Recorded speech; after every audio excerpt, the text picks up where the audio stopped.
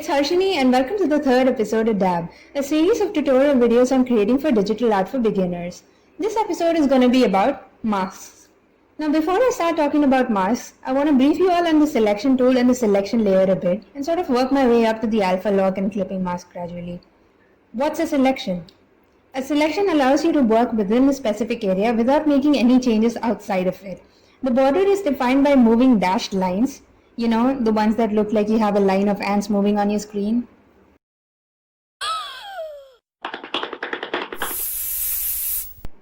Yeah, those.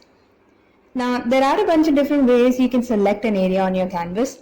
One way is to use the hand selection tool or the lasso tool. You might already have seen me use it in the previous episode where I talk about layers. If you haven't seen it, then I recommend you go and check that out first because you need to know what layers are and how they work to be able to understand masks. Now coming back to the lasso tool allows you to make freehand selections, meaning you can create any selection shape you want. You'll find this tool in all drawing apps. On IBIS PaintX, you'll find the lasso tool right here on the toolbar. If you select that and move your stylus around on the canvas, you get to see these ants on the screen. This means you've now selected the area inside the closed shape that your ant army is now guarding. You can now paint anywhere you want, but only what you paint inside the selected area would appear on the screen. Pretty simple. Now let's look at what the tiny toolbar here has to offer.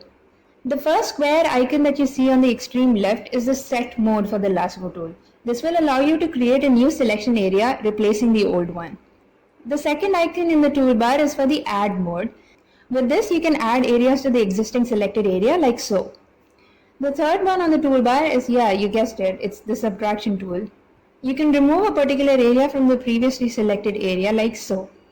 Now the fourth one is the transform button. You click that to move or modify elements that lie inside your ant enclosure. The fifth one on the toolbar is the inversion button, and as the name suggests, it would invert the selected area. See how there now is a boundary on the canvas? This is now a new closed selected area. The last option on the toolbar is to remove the selection on the canvas, aka the retreat command for the ants. Now let's select a small area here and go to the layer panel. You'll notice this blue patch on the top layer labeled as the selection layer. This layer not only shows the area that you just selected, but you also get to select areas using this layer. When you go to this layer, you'll see your paint turn blue. Now whatever area you paint here on this layer is the area that is being selected. You can select areas using different textured brushes too. Like for example, I'm using this leafy brush to select an area. Now I'm going back to a normal layer to paint in the selected area. Now I can use the most massive brush to paint on the canvas, but the paint shows up only in the area that I had selected earlier.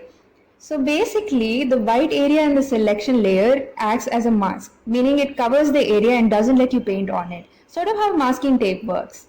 Now there is another cool way you could select large areas. It's by using the magic wand. You'll find that in the toolbar right here. You just tap on the area that you want to select and it basically does the job for you. But I personally prefer using the hand tool for better precision.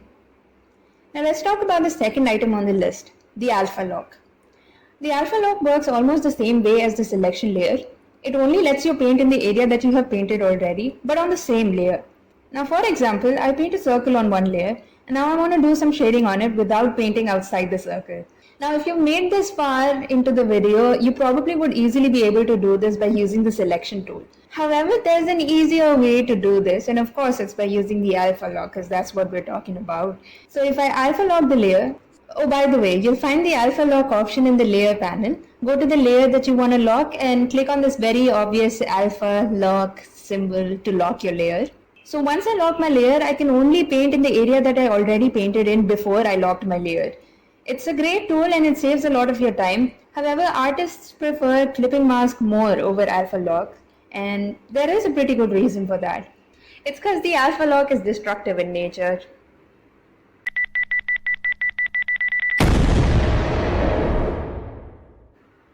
No, not in that way. It's destructive in the sense that if you paint over a layer using alpha lock, there is no way to get back what you painted under it. So if you change your mind about painting something midway, you either have to continue painting half-heartedly knowing that you cannot go back and change things, or you could totally avoid this by not using the alpha lock in the first place and opting for a non-destructive method of masking, that is, by using the clipping mask. To use the clipping mask, you create a new layer over the base layer and tap on the arrow icon right here. It sort of looks like the enter key on the keyboard, except it's diagonally flipped. Just look for an icon that literally says clipping on the layer panel. It should be pretty easy to find. Once you select that, you'll notice that the layer that you're currently on is slightly indented, and there's a tiny arrow symbol right here. This suggests that your layer is clipped. Now, whatever you paint on this layer stays inside whatever you painted under the layer.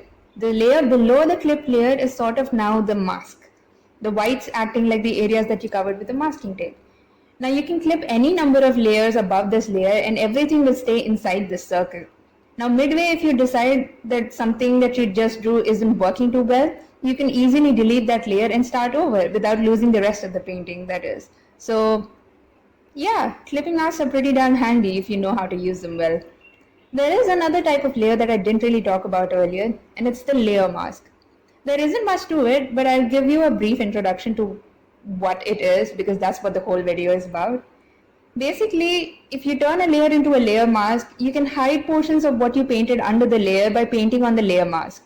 So on the layer mask, painting with black would completely hide what's under it, and then painting with white would obviously do the exact opposite, and painting with gray would partially hide the painting, and that's pretty much it. So yeah, that was all for this episode of Dab. Leave a like down below if you found this useful and share it with your friends and family if you think this would benefit them. And subscribe to my channel for more content. Coming up in episode 4, I'll be teaching you all how to choose colors digitally. So keep your eyes out for that and see you next time.